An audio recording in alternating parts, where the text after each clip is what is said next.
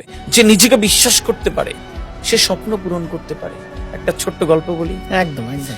একটি 28-30 বছরের একটি যুবক, সে ব্যবসা করতে করতে অনেক লস খেয়ে গেল এবং অনেক লস, খুব ঋণ হয়ে গেল।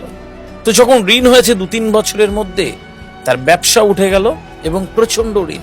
বাড়িতে প্রতিদিন সকালবেলা টুকটুক করে ঋণী যারা ঋণ দিয়েছিল সেই লোকেরা, এবং তার ঘুম ভাঙে ওই মানে ঋণগ্রস্ত হওয়ার অপরাধে তার ঘুম ভাঙে। প্রতিদিন সকালবেলা কেউ না কেউ ঘুম ভাঙিয়ে দিয়ে যায়, দাদা টাকা কবে দেবেন।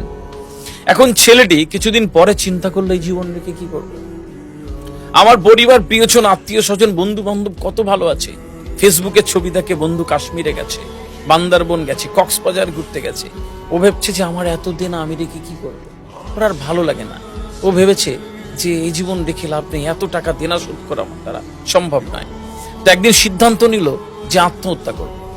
এখন দেখবেন যে আপনি যখন খারাপ চিন্তা করবেন না, দেখবেন শয়তান চলে আসে, ও আগে আসে না। শয়তান আগে আসে না।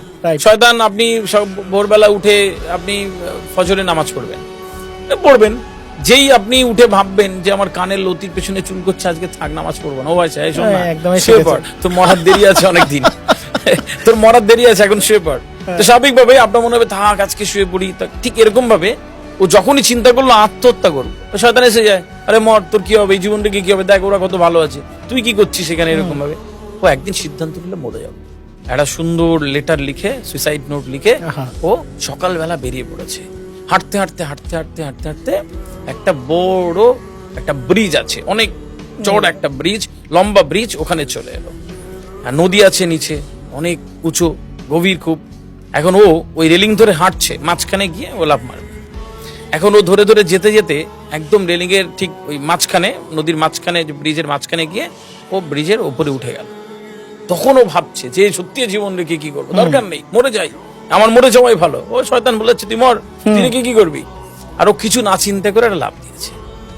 এখন কয়েক সেকেন্ড পরে ঝুপ করে একটা শব্দ, দূরে একটা লোক, একটা মাঝি তার নৌকাতে জাল টাল ঠিক করছিল মাছ ধরবে বলে, ঝুপ করে শব্দ হচ্ছে, বুঝতে পারে যে আজকেও কিছু একটা হয়েছে, মানে মাঝে মাঝে হয় আর কি।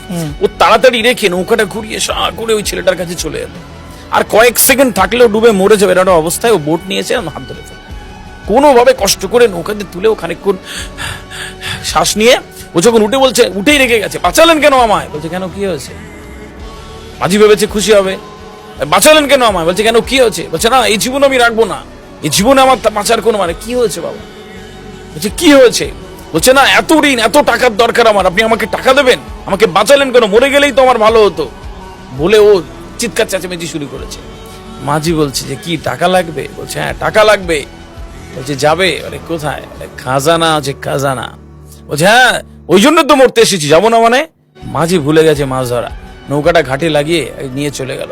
বেশ কয়েকটা বাড়ি টপকে এদিক ওদিক, একটা গাড়িতে উঠে এদিক ওদিক একটা জায়গায় নামলো। নেমে ঘরের ভেতর দিয়ে যাচ্ছে, একটা ঘর পেরে একটা ঘর পেরে একটা ঘরে পৌঁছে গেল। দেখলো যারা সাদা খুব সুন্দর থান পরা একটা শেঠজি, এরকম গোপ্ত বাছি এরকম বসে কারোর সাথে কথা বলছে। দুজন ঢুকলো, কি একটা ইশারা করলো, শেঠজি বুঝতে পারলো যে গোপনে একা কথা বললো। তো লোকটাকে চলে যেতে বললো শেঠজি। শেঠজির পাশে বসলো লোকটা, আর যুবক ছেলেটিকে সামনে ওরা চেয়ারে বসতে দিল।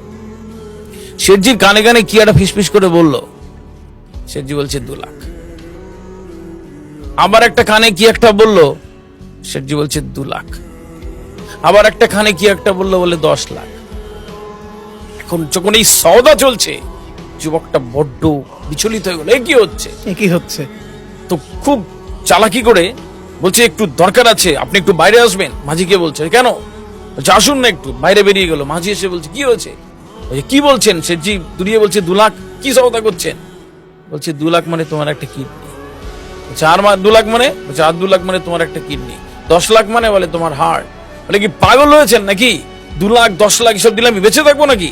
আমি তো মরে যাবো। ও পালিয়ে যাচ্ছে। শেঠজি হাত ধরে বলছে পালাচ্ছ কোথায়? মরতেই তো এসেছিলে, মরতেই তো এসেছিলে, ফ্রিতে মরবে কেন? এগুলো দিয়ে মরো।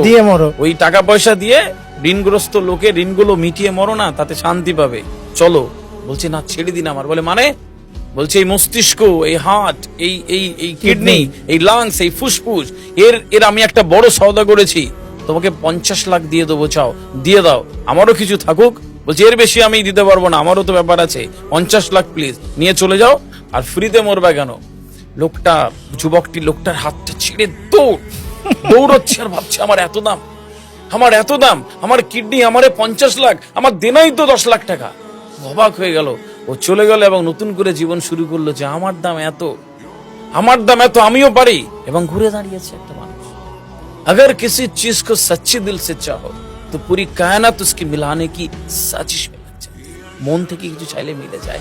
স্বপ্ন দেখতে হয়, নিজেকে বিশ্বাস করতে হয়, আর এই বিশ্বাস একদিন মঞ্জিলে পৌঁছে দেয়। যারা মঞ্জিল দেখতে পায় তারা ঠিক মঞ্জিলে পৌঁছে যায়। একদম একদম। চাওয়াটা যদি সুনিপুণ হয়, পাওয়াটা সুনিশ্চিত হয়েছে। আমাদের চাওয়ার মধ্যে সমস্যা আছে। একদম।